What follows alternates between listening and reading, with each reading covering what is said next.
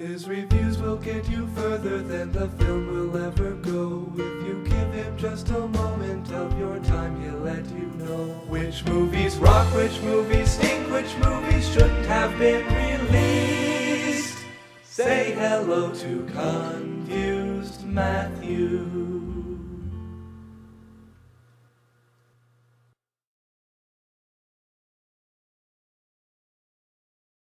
Run, Lola, Run is a German film made in 1998, a foreign film.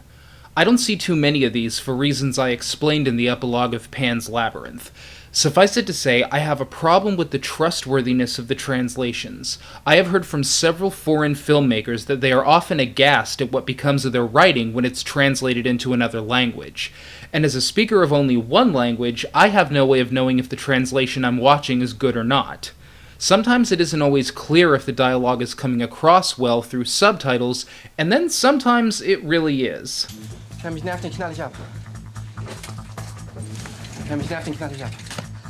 I really doubt that's what he meant to say. This is the gist, I'm sure, but when translated, it comes across as just sounding wrong. Nevertheless, I did my best to try and work through the translation and see this movie for what it is. And let me say this before I begin. Matthew is pleased. Run, Lola, Run is simply this, a fantastic piece of filmmaking and a great incentive for me to take the risk and start sampling more foreign films. If any of them are this good, I will gladly risk a few bad translations. What we have here is an example of a filmmaker using every tool at his disposal in exactly the right way to make a great and engaging film. The plot, the characters, the style, the color scheme, the soundtrack, the directing, it all comes together and blossoms like a beautiful rose. The plot is this. A girl named Lola receives a call from her boyfriend Manny, who has found himself in a bit of trouble. He's a small-time criminal who was supposed to deliver a bag of money to a crime boss. Lola was supposed to pick him up, but was late, so Manny had to take a train, but unfortunately he left the bag of money on the train and it was stolen by a bum. Manny has to get that money in the next 20 minutes or his boss is going to kill him. The two characters have different plans. Manny figures he'll just rob a nearby store, whereas Lola insists that Manny trust her, as she thinks of something that doesn't involve putting either of them at risk. What I didn't know in the beginning is that this is actually a time loop story. Each time Lola or Manny's attempts to resolve the situation fails, the whole thing starts over from the moment after the initial phone call. Think Groundhog Day meets a smokin' hot redhead.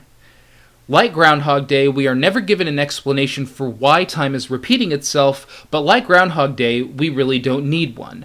The premise is self-sufficient, and for as good as it is, it requires no explanation. I had no idea what this film was going to be about, and my first impressions were not kind to this film. I saw animation sequences popping up when they didn't seem to belong and long running scenes of Lola shot from different angles, and my first knee-jerk reaction was, this is a lot of surrealistic nonsense. It got so good after the events started to loop. Each run-through gives us glimpses of how Lola's different decisions affect the people and events around her. Sometimes these events are small, and sometimes they are mega huge. Some of them have to do with the core events in the plot, and some affect the lives of strangers in a way we don't expect. Each of these strangers sequences could have been a movie unto themselves, but each change reveals more about what's really going on in the plot, and every pass makes us wonder if there even is a way out of this. The film explores the ideas of free will, chance, and determinism, and makes us question if random actions can be just as important as deliberate ones. You're always wondering what Lola is going to try next. Sometimes her deliberate actions makes things better, whereas her inadvertent actions makes things 100 times worse. The film keeps you guessing and wondering what you would do if you were in her position. As the events continue to loop, we get flashbacks of Lola and Manny just talking to one another and exploring their relationship, and we really get to know them after a time. Manny is a character who seems perpetually in over his head, while Lola has a fierce determination to keep her boyfriend alive. Watching the different things this character tries in order to achieve her desired outcome is one of the most engaging experiences I've had in any film. Hey Terry Gilliam, that is how you do a time loop story. Even outside of the story, this is one of the most well-made films I've seen, even on just a technical level.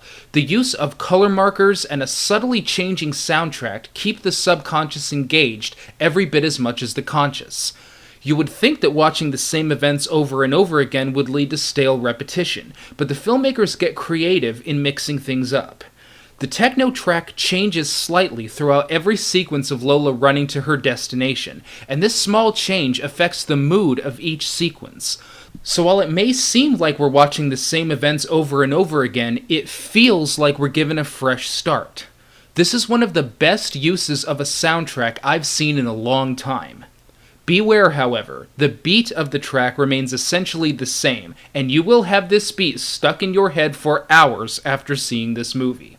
With these requested reviews, I'm often seeing these movies for the first time myself, and when that happens, I usually don't want to give away important things. I won't reveal everything Lola tries in order to accomplish her goal, but I will say that a lot of them will surprise you. And I almost wish we had seen a few more of these loops in the film, but that is hardly a criticism. With a journey this good, you want it to keep going before reaching the destination. At a brisk 81 minutes, the film is brief, and the resolution of the film may be a bit underwhelming for some, but it is the experience of watching these events unfold in different ways that make this movie shine. Run Lola Run is a classic example of what happens when every aspect of a film comes together just right.